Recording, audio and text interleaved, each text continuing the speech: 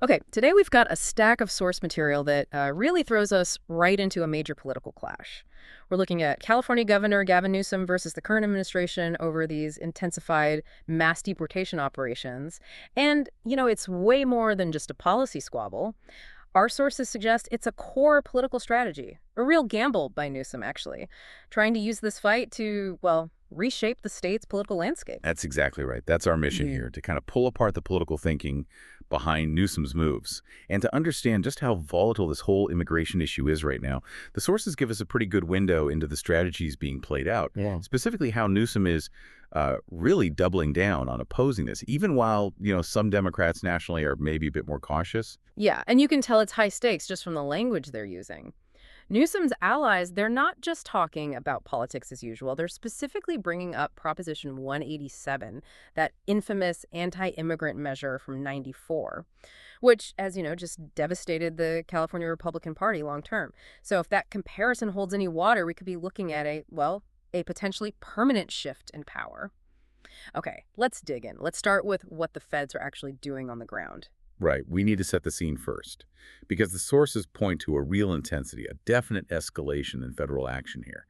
We're talking about a noticeable increase in mass deportation operations by ICE immigration and customs enforcement across California. Now, ICE enforces immigration law, that's their job, but local reports are saying the frequency and especially the targets have shifted pretty dramatically. Okay, so what evidence do the sources give that this is like truly an escalation and not just, the usual enforcement activity? Well, it really comes down to the where, the target areas. Local officials, especially in big cities like Los Angeles, which holds a huge chunk of the state's voters, obviously they're calling this an unprecedented intervention. That's the phrase they use. The sources really emphasize that these ops are hitting sensitive spots, places enforcement didn't used to focus on so much, workplaces, courthouses, and maybe most significantly, schools. When federal agents start showing up near schools or local courts, it just dials up public alarm and fear way beyond, say, targeted residential raids. Right, and that kind of very public intrusion sets the stage perfectly for Newsom's response, doesn't it? He didn't just condemn it verbally, he pushed back with actual legislation, created friction. Precisely. His administration moved fast to push new state laws through. Laws basically designed to make these operations harder, more complicated for the federal government. Things like strictly limiting ICE's presence in schools, basically making them off limits. And this is a key one, banning masked federal officers from operating in the state. That ban on masked officers, that's really interesting. How does that specific policy actually create friction? What's the mechanism there? Well, it puts huge constraints on the federal agency, strategically speaking. If agents can't wear masks, they have to operate openly.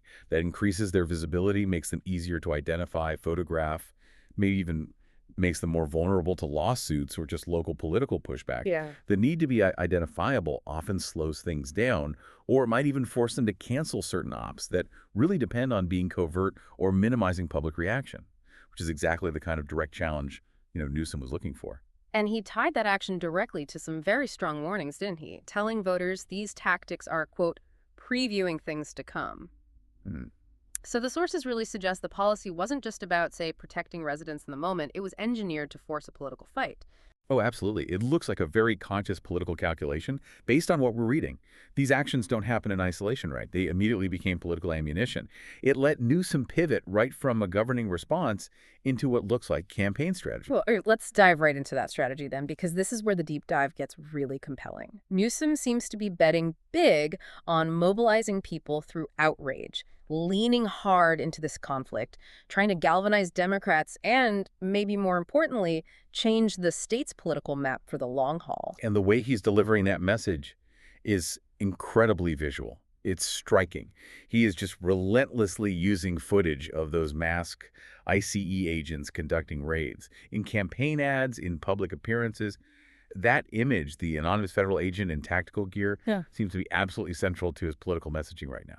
What is it about that specific visual? Why is the masked agent so, I guess, effective from his point of view? Well, that single image carries a lot of weight for his overall message. A masked agent can apply a few things all at once, can it? Dehumanization of law enforcement, maybe. Militarization of domestic issues. Covert federal power being used against ordinary people. It lets Newsom frame it all as something much bigger than just immigration policy. He paints Trump's tactics as, and this is his framing, authoritarian overreach that threatens families and democracy itself. That framing really shifts the whole debate, doesn't it? Away from just border security arguments and towards like a fundamental threat to rights. We have a quote here that pretty much confirms this messaging strategy, Yeah, right? we do. Juan Rodriguez, a senior advisor to Newsom, basically confirmed they're using this imagery to rally the base. He said, "We're not talking about prioritizing criminals, we're talking about racial discrimination, and that has united the Democratic Party to be clear about what's at stake." So the goal is clearly to make this conflict about fundamental values, not just, the details of enforcement policy. Yeah. And this is where it gets really critical for the long game, that Prop 187 analogy. Just to remind listeners maybe less familiar with California history, Prop 187 back in 1994 tried to deny basic public services, schools, non-emergency health care to undocumented immigrants. It passed initially, but the backlash, particularly from Latino voters, was massive.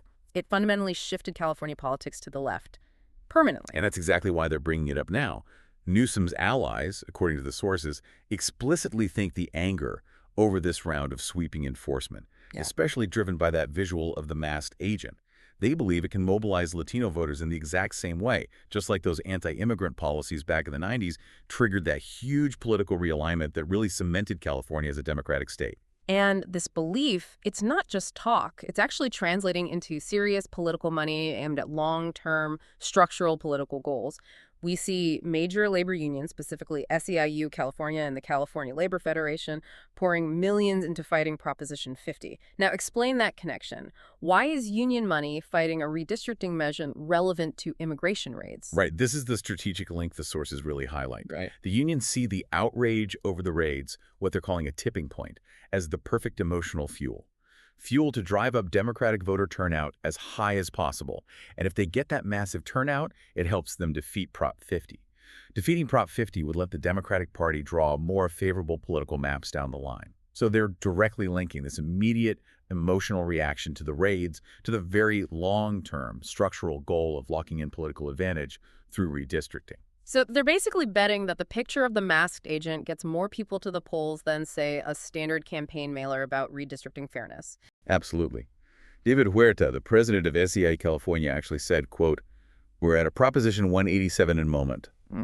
That kind of statement signals that major organizational players, the ones with money and ground troops, now see this immigration fight as maybe the single best tool they have for political organizing and power consolidation right now. Okay, but we absolutely have to bring in the complexity here, because this political gamble, it's definitely not a sure thing. It's volatile. What are the conflicting realities pushing back against this strategy? Well, for one, you have the Republican critique. They argue Newsom is just exploiting fear for his own political gain. Cynically, Hector Barajas, who speaks for the group opposing Proposition 50, directly accused Newsom of using the issue just to consolidate power. He argued that Californians, and he specifically mentioned Latinos, see right through this scheme. And then if you zoom out to the national picture, national Democrats seem much more wary of Newsom's approach. That's a really key difference, yeah. Nationally, especially in swing districts, the strategists are cautious. They worry about putting too much emphasis on immigration conflict. They fear it pulls focus from what they see as the main concerns for most voters. The bread and butter economic issues. The worry is that focusing too much on enforcement battles might alienate those crucial moderate voters you need to win elections outside of deep blue states like California. So who's right about the Latino vote then? Is it the Newsom camp focusing on mobilizing through outrage over raids, or the national view emphasizing pocketbook issues? Well, the data we have actually supports both sides to some extent. There's a survey from the Latino Community Foundation mentioned in the sources. It found really widespread, genuine anger among Latino voters about the administration's aggressive immigration policies, specifically noting that deporting longtime workers clashes directly with campaign promises made previously. So the outrage is definitely real and documented. But anger about one issue doesn't automatically mean it's the deciding issue when someone actually casts their vote, right? That's exactly right. And that's where GOP consultant Mike Madrid comes in. He's an expert on Latino voting trends, and he adds that crucial note of caution. He warns the politics here are super volatile because, while Latinos strongly disapprove of the raids, immigration itself is still, quote, not a priority issue like the economy and affordability. Madrid emphasizes that, at the end of the day, cost of living, economic stability, those remain the top concerns for most Latino voters. So, if we connect the dots here, Newsom seems to be masterfully speaking to his base, his core supporters, and his key organizational allies like the unions. He's galvanizing them effectively using that Prop 187 model. But the broader economic anxieties, concerns about affordability, those still dominate the landscape for the wider electorate, which suggests his strategy might be very effective for consolidating power long term within California, but maybe less easily exported to the national stage. Yeah, you could say he's trying to force an emotional choice, betting that the sheer power of that visual outrage, the masked agent, will ultimately outweigh the quieter but maybe more persistent worry about economic numbers. This has been a really fascinating deep dive into this dual situation. You've got a harsh policy reality with the reads on one side, and on the other, a calculated political opportunity, this potential for mass mobilization. So, what does it all boil down to for the immediate future? Well, it means that even with some Democrats urging caution about focusing too much on economics, Newsom has chosen his battleground. He's defining this fight using that incredibly potent image of the masked agents. He's made a strategic choice to push back hard, using every legal tool, every rhetorical device he has. And his own concluding statement really sums up the whole emotional pitch. That's Trump's America, but it is not the America we've grown up in, and we're pushing back. And that pushback is framed entirely by the picture, isn't it? Not the policy paper. So, for you listening at home, here's something to think about, a final provocative thought. Consider the difference in power between political messaging built around a single strong visual, like that image of the masked agents, versus messaging that relies mainly on economic data or policy arguments. Which one do you think builds a deeper, more lasting political movement? And maybe think about other major political shifts in history. How many started not with a detailed plan, but with one single, unforgettable visual flashpoint?